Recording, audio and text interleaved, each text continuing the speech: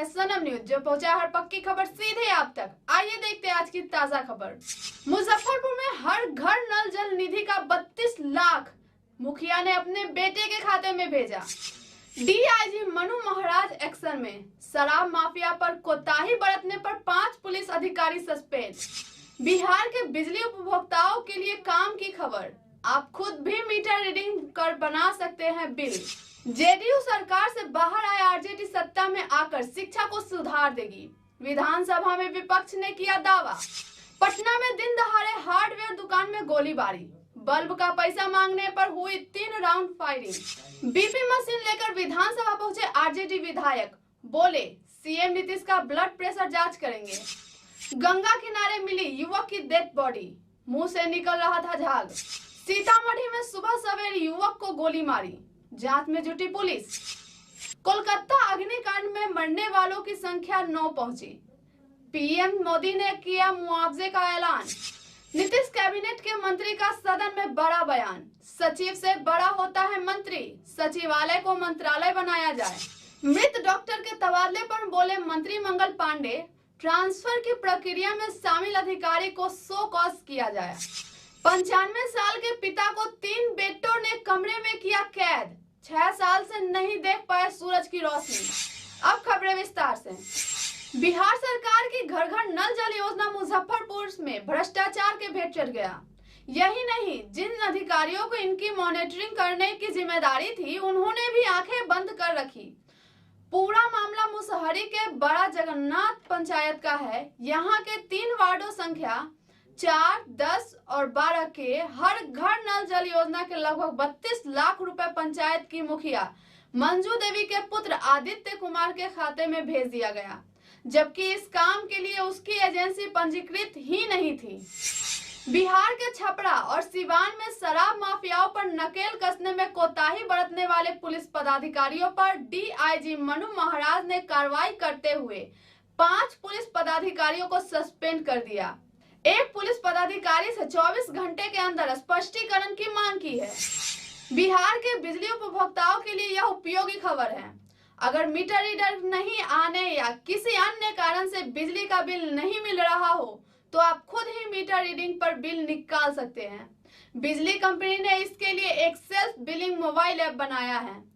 कई राज्यों में पहले से उपलब्ध यह सुविधा बिहार के बिजली उपभोक्ताओं को भी दी जाएगी। फिलहाल इसका ट्रायल पटना के शहरी क्षेत्र में चल रहा है। अगर सब कुछ ठीक रहा तो इसे अगले महीने से राज्य में लागू भी कर दिया जाएगा। आरजेडी विधायक ने जनता दल यूनाइटेड को सरकार से बाहर आने और आरजेडी को सत्ता सौंप देने की सलाह दी है।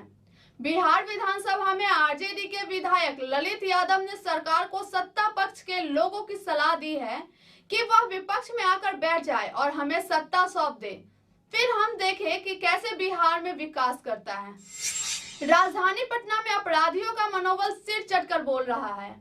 आए दिन अपराधी बड़ी बड़ी वारदातों को अंजाम भी दे रहे हैं। ताजा मामला पटना के बाईपास थाना इलाके की छोटी पहाड़ी स्थित पीयूष इंटरप्राइजेस के बिजली और हार्डवेयर दुकानदार की है, जहां अपराधियों ने एलईडी बल्ब के रुपए मांगने पर दुकानदार पर 3 राउंड फायरिंग की। राहत की बात यह है कि गोली दुकानदार को नहीं लगकर बगल की दुकान के शटर में जा लगी। विधानमंडल में बिहार के मुखिया के बढ़ते तेवर को देखते हुए विपक्षी सदस्यों ने अब उनका बीपी जांचने का ऐलान कर दिया है। सोमवार को बिहार विधान परिषद में राजद एमएलसी सुबोध राय पर नीतीश कुमार के भड़कने का मामला सामने आने के बाद अब यह राजद महुआ विधायक डॉक्टर मुकेश रोशन आज हाथ में बीपी जांचने की मशीन और आला लेकर विधानसभा पहुंच गए। पटना सिटी में गंगा किनारे एक युवक की लाश मिलने के बाद इस इलाके में सनसनी फैल गई। मामले की जानकारी मिलने के बाद मौके पर आलमगंज थाना की पुलिस पहुंची और सबको कब्जे में लेकर जांच में जुट गई है। मिली जानकारी के अनुसार बताया जाता है कि पटना सिटी के राजा घाट इलाके में मंगलवार की सुबह मॉर्निंग वॉक पर गए लोगों ने लावारिस हालत में एक युवक की लाश देखी। युवक पेट के बल पड़ा हुआ था और उसके मुंह से झाग भी निकल रहा था। खबर सीतामढ़ी जिले से सामने आ रही है, जहां सुबह सवेरे अपराधियों ने एक युवक को गोली मारकर हत्या कर दी। गोली की आवाज से इलाके में सनसनी मच गई।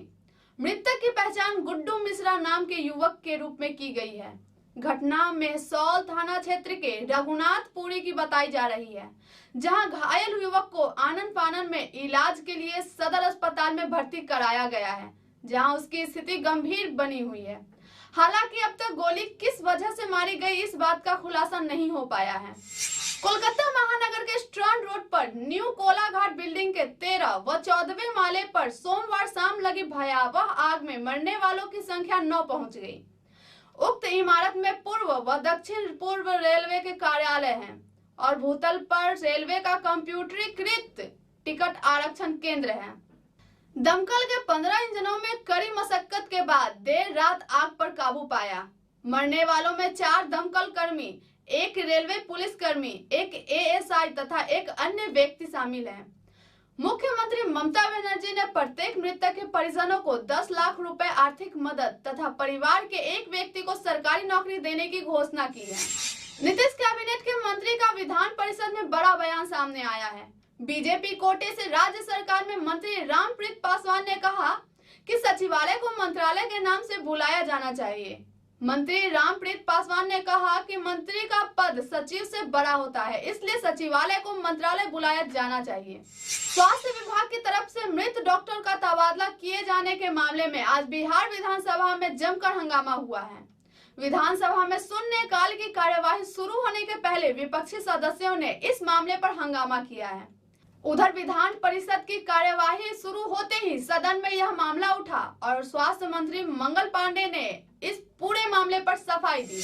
अररिया के जोगबनी में पुलिस की मदद से एक ऐसे शख्स को आजाद कराया गया जिसके अपने ही बच्चों ने 6 साल से एक कमरे में कैद करके रखा था अपने पिता को। 6 साल से यह बूढ़ा शख्स सूरज की रोशनी तक नहीं देख पाए।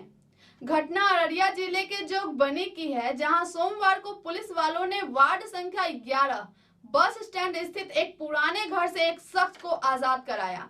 इस शख्स को उसके ही 3 बच्चों ने 6 साल से एक कमरे में कैद करके रखा था। उसके बच्चे उसे खाने पीने के लिए भोजन पानी तो देते थे, लेकिन उसे एक कैदी की तरह कैद करके कमरे में रखते थे, उसे बाहर नहीं निकलने देते थे। फिलहाल के लिए इतना ही। आगे के तमाम खबरों के लिए हमारे साथ बने रहे और देखते रहे सनम न्यूज। धन्यवाद।